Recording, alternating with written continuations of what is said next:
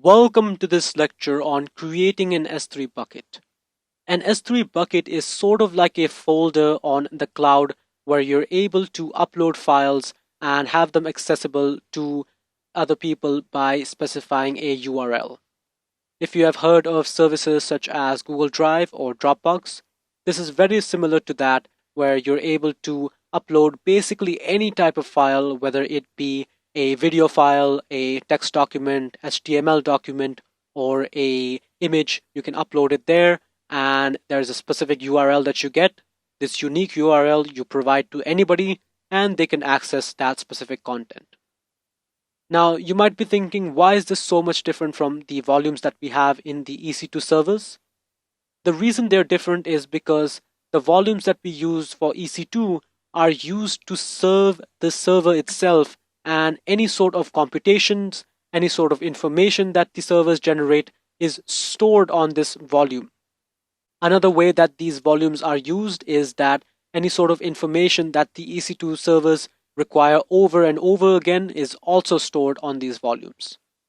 Let me walk through a use case of these S3 buckets.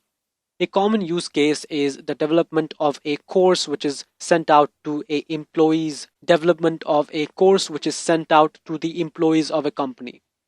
For example, you want to instruct your employees in the business aspect, and you want to show them how you can increase the amount of sales that they're creating.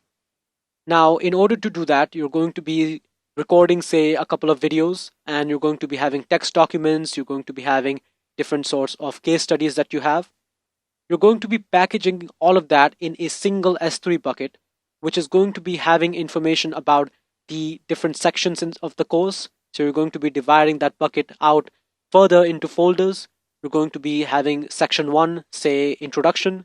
Introduction is going to have 4 or 5 videos where you introduce them to how they can start getting more sales, more conversions. Then you have your different sections, and you start building them on and increasing their skill competency that way. So in order for them to be able to access this content, you're going to be distributing the link to this S3 bucket on your EC2 backed web application. So you have some website that's running, and that website is going to be having a connection over to a S3 bucket which provides it all of these videos. Now, it is not wise to store these on the EC2 volumes that we use, because the EC2 server doesn't really care about these videos. The EC2 server is not using these videos to do any sort of extra analysis, and it is only going to be an extra load on the EC2 server. Also, the EC2 volumes are a lot more expensive than the S3 buckets that we have. So S3 is a very cheap way of storing data inside the cloud. That's why we use the S3 buckets. And with the way that the EC2 server is going to be working is it's going to be storing not the videos, not the content, but the links of the videos and information about how to access the content. And once the user asks the EC2 server to deliver that content, it is going to access that specific link over from the S3 server, and it's going to bring that over from the S3 bucket and deliver that over to the user. That's how the content delivery is going to be structured in AWS.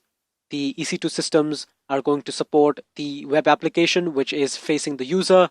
The user requests something, the EC2 system goes over to S3, and then S3 provides that over to the EC2 system, which provides it then to the user. So with that explanation in mind, let's move forward and take a look at how we can create our own S3 bucket. I'm going to click here. It is very easy to create this bucket. We will just go over to create bucket. We need to specify a universally available bucket name, and here we'll do something like company, sales, LMS, team 1001.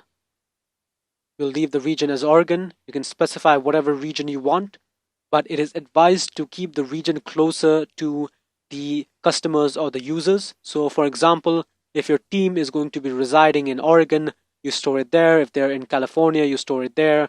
If they're in England, you're going to be finding the closest one as Ireland, so on and so on. So let's go over and click on create. We have created our new bucket. Here we have different sorts of tabs, and we'll be visiting each of these tabs in much more detail in a later lecture. For now, let's just look at the permissions aspect, and then we'll see how we can create folders which allow us to section our bucket into different parts. So here, currently, this is only available to me. I'm going to add another person who this is going to be available to, and this is going to be to everyone. Now that is available to everyone, we're going to go over and select the view permissions. And here we're not going to be selecting edit permissions. If we have something like a interactive document, in that case we may want edit permissions, but here we just want view permissions. Let's go over and hit save.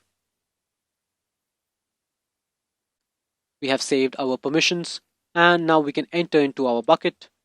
Bucket is obviously currently empty. We will go over to create folder. Here we're going to be creating something like section 1 introduction.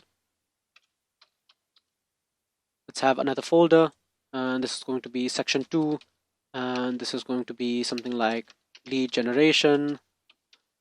Add one more section, and this is going to serve as section 3, and this is going to be about how to convert our prospects. Let's enter. And here we have sectioned off the bucket into 3 different parts, and in the next lecture we will see how we can upload different content into these buckets. Thank you for joining me here, and let's move along.